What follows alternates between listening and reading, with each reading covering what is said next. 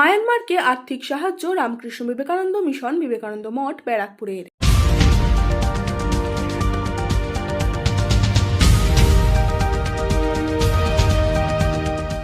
মায়ানমারে ভয়াবহ ভূমিকম্পের ফলে মৃত্যু হয়েছে বহু মানুষের, গৃহহীন হয়েছে বহু মানুষ। ভূমিকম্প বিধ্বস্ত মায়ানমারের পাশে দাঁড়ালো রামকৃষ্ণ বিবেকানন্দ মিশন বিবেকানন্দ মঠ ব্যারাকপুর। মায়ানমারের সাহায্যের আবেদনের সাড়া দিয়ে মায়ানমার দূতাবাসের আধিকারিকদের হাতে তুলে দেওয়া হলো রামকৃষ্ণ বিবেকানন্দ মিশন বিবেকানন্দ মঠ ব্যারাকপুরের পক্ষ থেকে ছাত্রছাত্রী, শিক্ষক শিক্ষিকা সহ বিভিন্ন কর্মীদের করা আর্থিক সাহায্য।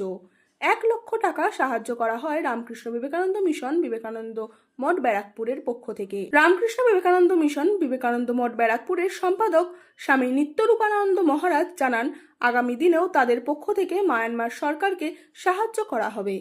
আমরা সাম্প্রতিক দেখেছি যে মায়ানমারে ভয়ঙ্কর ভূমিকম্পে প্রায় 3 লক্ষ লোক তারা কেউ মারা গেছে, গৃহহীন হয়েছে এবং প্রচুর বাড়ি, প্রচুর সম্পত্তি নষ্ট হয়েছে।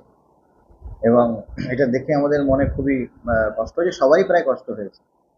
তা আমরা ভাবলাম কীভাবে হেল্প করা যায়, কারণ মায়ানমার আমাদের প্রতিবেশী রাষ্ট্র। তখন আমি নিজে দিল্লি এম্বাসিদের যারা চিঠি লিখলাম যে আমরা আপনাদের হেল্প করতে চাই, আমরা গাইড করব। তখন ওনারা বললেন যে আমাদের এই জিনিসপত্র, ত্রিপল চাই, খাওয়ার জিনিসপত্র চাই, সোলার লাইট চাই এবং ওষুধ চাই। তো এখন দিল্লিতে এগুলো পৌঁছানো সম্ভব না, তখন কলকাতা অফিসে আমরা যোগাযোগ করলাম। সেখানে তারা বললেন দেখুন এইসব জিনিসপত্র এত নিয়ে যাওয়ার অনেক কষ্ট, বরঞ্চ আপনারা যে অর্থ দেন ভালো হয়। তারপর আমাদের স্কুলের স্টুডেন্টরা, সব স্টাফরা সবাই মিলে টাকা তুলে আমরা কিছু টাকা দিয়েছি, 1 লাখ টাকার মতো, আরও টাকা আমরা দেব। এবং আমরা যেহেতু স্বামী বিবেকানন্দ আদর্শে বিশ্বাসী যে মানুষের সেবাই ভগবানের সেবা, ভগবানের পূজা, তাই এটা আমরা করতে পেরে খুব আনন্দিত যে তাদের দুঃখের দিনে তারা প্রতিবেশী রাষ্ট্র, প্রতিবেশীর মতো আমাদের দাঁড়াতে পেরেছি। এই হলো আমাদের কাজ। ভবিষ্যতে আমরা আরও হেল্প করার চেষ্টা করছি। আমাদের সমস্ত স্টুডেন্টদের, গার্জেনদের আমরা অ্যাপিল করেছি যে আপনারা দিন টাকা। তার কারণ যে মানুষ যদি মানুষের দুঃখের দিনে এগিয়ে না আসে তাহলে মানুষের বেঁচে থাকার অর্থ নেই।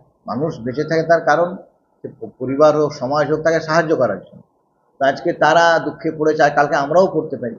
সুতরাং আমরা মনে করি যে তাদের পাশে দাঁড়ানোটা আমাদের কর্তব্য, এবং এই কাজে নিত্যানন্দ মহারাজ শিখিয়েছেন। আমরা আগেও ভুজে ভূমিকম্পে এরকম হেল্প করেছি, নেপালের ভূমিকম্পে হেল্প করেছি। তো এটাতে আমরা করলাম, খুব আনন্দিত। আমি আশা করব যে অন্যরাও যাতে এগিয়ে আসে এই কাজে।